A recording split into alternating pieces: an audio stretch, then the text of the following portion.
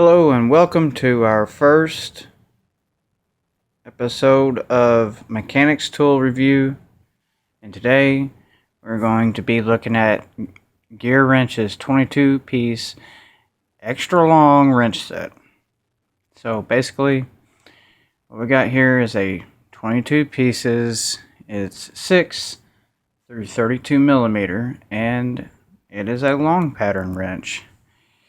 Let me grab one of these here. It has a very nice chrome finish. Okay, it's got a it's got it's got the brand stamped and it's got the sizes stamped. On this side, it's got the size stamped on the open end and the box end. And here it's got the size stamp on the open end with the part number down towards the box end. It's got a decent profile. It's not the best, it's not as thin as a snap-on wrench, and it's definitely not, the chrome finish isn't as nice. I mean, you can look right there and you can see that the at the open end isn't perfect there. It's a little bit sharp on the corners. These gear wrenches have what they call a surface drive on it, and all it is really is, I'm shining light on you here. All it is really is it's just a dip right there and another one right there to help you get a better grip on a damaged fastener. They also have this flank drive technology where you drive on the side of the fastener instead of the apex or the corner of a 6-point bolt. So now that we've looked at that, what I want to do is I want to look at just the size, just the graduation of the different wrench sizes here. So we're going to stand up and we're looking at the let's see, the 13 right there through the 32. So as you can see, let me straighten this out. You've basically got a graduated wrench set up until you get to 23 and 24. Those are the same size. And then your 27 gets a little bit bigger, and then your 30 and your 32 are the same size. So basically what they did was they started out with a 6 millimeter, and those are all graduated, and went up to a 22, okay, which if you pay close attention here, you take that out, scoot this down, because I haven't seen a whole lot of 20 or 23.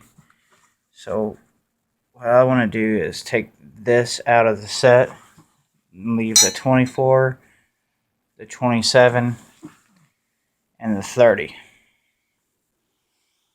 So basically what they did was they added a topper set.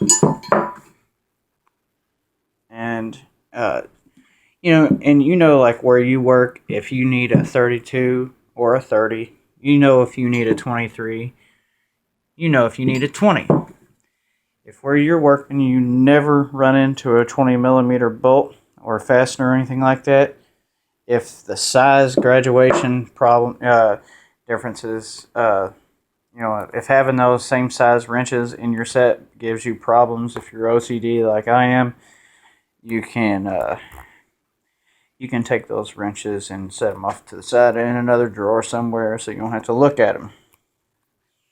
Okay. So the next thing I want to do is just look at one of these bigger wrenches. I mean, this thing it's very, very big. Okay. I'm an average sized man there. And my, it's twice as long as my foot. It's a big wrench. So, there we go. just so you all can see this on a different wrench. You have good, nice, clear stampings. You have a good profile. You can see me in the reflection there, so you can see how nice the chrome is actually. Just, I don't think that, you know, the video is doing the chrome much justice. Okay, so now that we've looked over the product in general, what I want to do now is just kind of go on and do a side-by-side comparison with some other common wrenches. Okay, so what I've got and what I've done here is got you a S&K 19mm metric combination wrench, just like these. Okay, let's scoot these off down here to the side. Okay, I've got a DeWalt combination ratcheting wrench, and it also has a similar sort of, I'm sorry, here I lost it. It also has a similar surface drive type deal going on. And the old trusty Harbor Freight extra long combination wrench, 19mm. So, as far as length is concerned, you know, you're getting a very long wrench. Alright, let's straighten her out here. Alright, this is the length comparison. Okay, so let's take these two out to the side.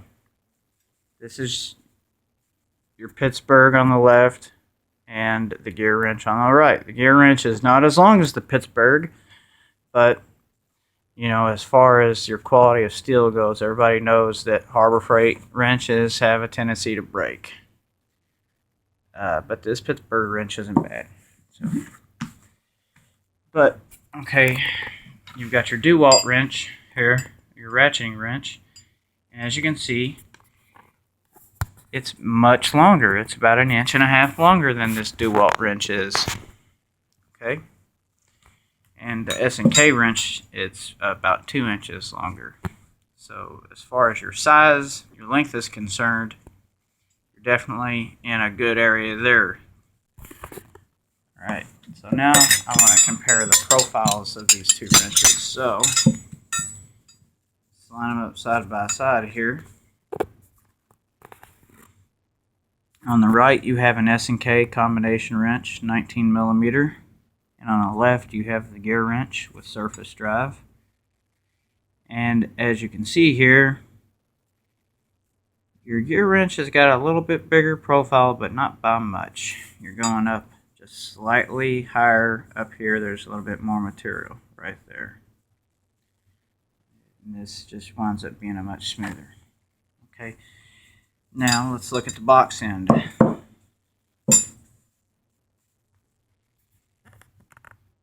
Okay, the box end, you definitely have more of a ramp leading up to this right here. On the S&K, this is just smooth. Okay, and you definitely have more of a box end shaped profile right here. That's where the S&K is just a very smooth profile all the way to the end. Now, let's try to get these two wrenches to stand on end next to each other. This is very hard to do. Okay, so you can see them side by side. Looks like so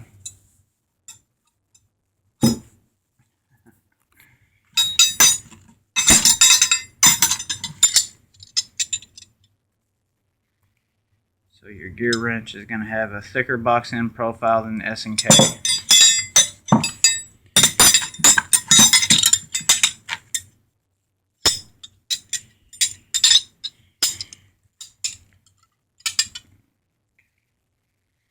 And the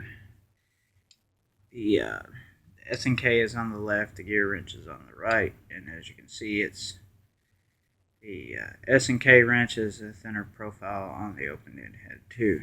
But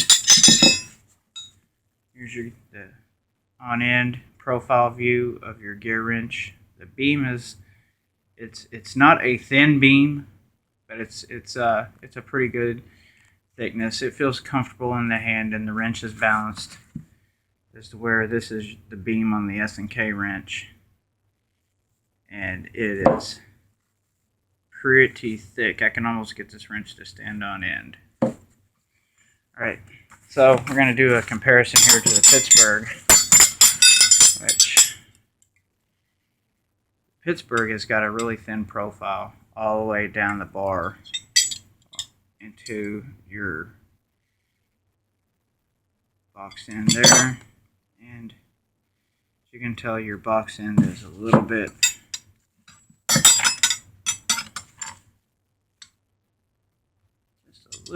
thinner on the Pittsburgh wrench. The Gearwrench is on the top. So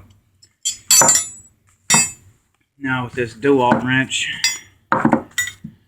which I got the feeling that big difference here is your DeWalt's going to have that V groove pattern shape in here,